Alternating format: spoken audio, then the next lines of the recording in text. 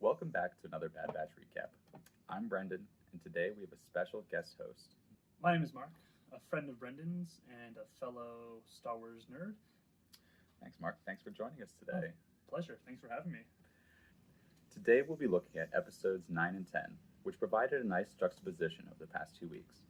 In episode 9, Bounty Lost, we continued where we had left off the previous week, with the Batch hunting for Omega, who is still a prisoner of Cad Bane. Omega shows resourcefulness, and through some trickery is able to escape the ship as it lands in Bora Vio.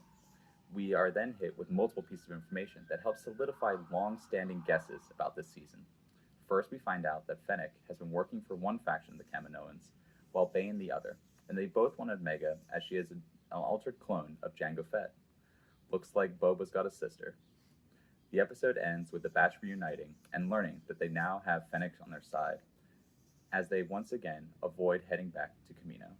In the next episode, Common Ground, we see fewer one-on-one bounty hunter fights, and instead find the Batch back in action on a more traditional mission: locate and extract a high-value target. Unfortunately, the high-value target turns out to be a separatist senator trapped on an Imperial-occupied planet, which leads to some conflicting feelings amongst our heroes. With funds running low and their debt to Sid still looming, they have little choice. What follows is a romp through Raxus, in which the Batch faces little real resistance. They return to Ord Mantell to find that their debt has been paid off by Omega, whose strategic mind was able to hustle enough games of Dejarik. Now, we know what skill Omega will bring to the Batch.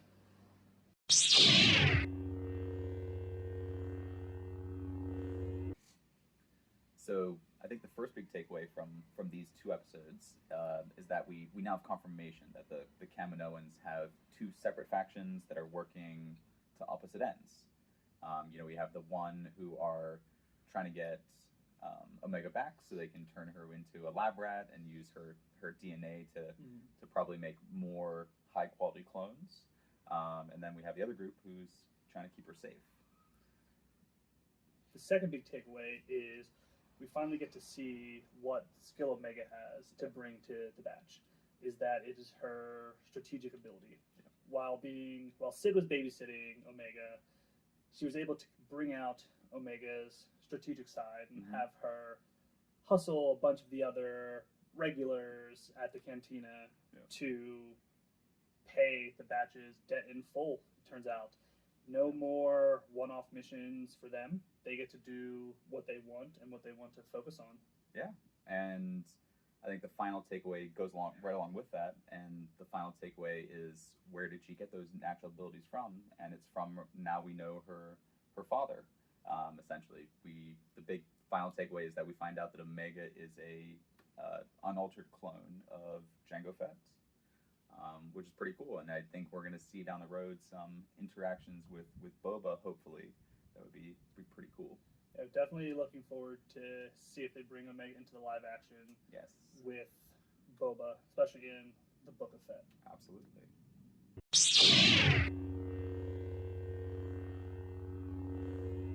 Our first connection from these past 2 episodes is the game of Dejarik. Just by hearing that name, you may not be familiar, but if you've seen the original trilogy, the game that Han and Chewie were always playing, and then in the newest trilogy, as soon as the Millennium Falcon was restored, that holographic tabletop game, that is Dejarik. We finally got to see a true master of that game in Omega. It was pretty amazing that someone so young. So yeah. Makes you wonder which other kind of Star Wars characters were also masters. I'm thinking of like Thrawn. Yeah. Anyone with that planning and that skillful, strategic mindset. Mm-hmm. Yeah. And so another connection was the Separatists. We got to see a different, side of them,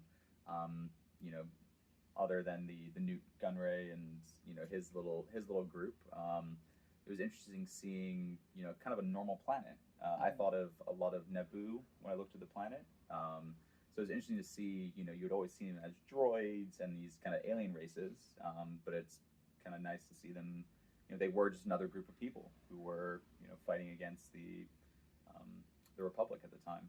Yeah, I always just thought all the Separatists were droids with a few Yep. high races or characters in command. Yep, exactly. So it was interesting to see it was more of a more diverse group.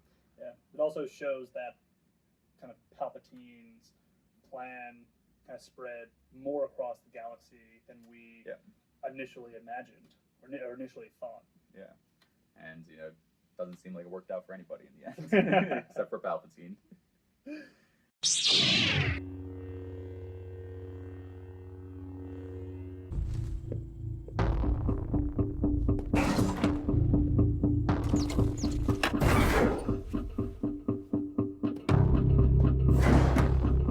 Come on, where is it? Yes! Glitchy droid? What's taking so long?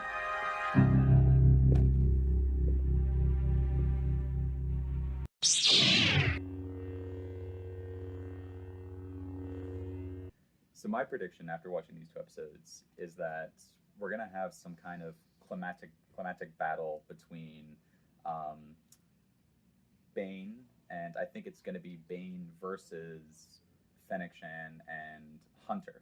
One of those kind of unlikely alliances. Yep. In the moment they realize they have to work together to beat him, because he clearly at this time is very skilled. So I think they will have to work together to have a chance.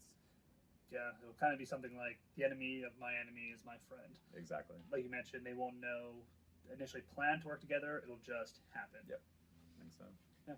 And my prediction, a more bold, long-term prediction that we may not even see in this series, is that Omega will meet Boba at some point. She may not recognize him. They may not have ever met before, but I have a feeling that she will be able to recognize that he is also a direct clone, from Jango. Yeah. From Jango.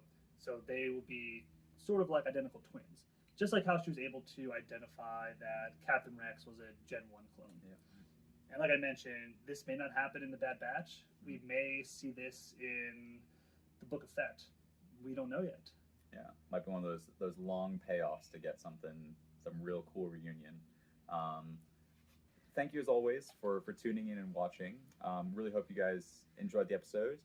Remember, please write down below what you think is going to happen next. Let us know your predictions and what you thought of our predictions. We'd love to keep this conversation going. But in the meantime, I'm Brendan. And I'm Mark. And remember, never tell us the odds.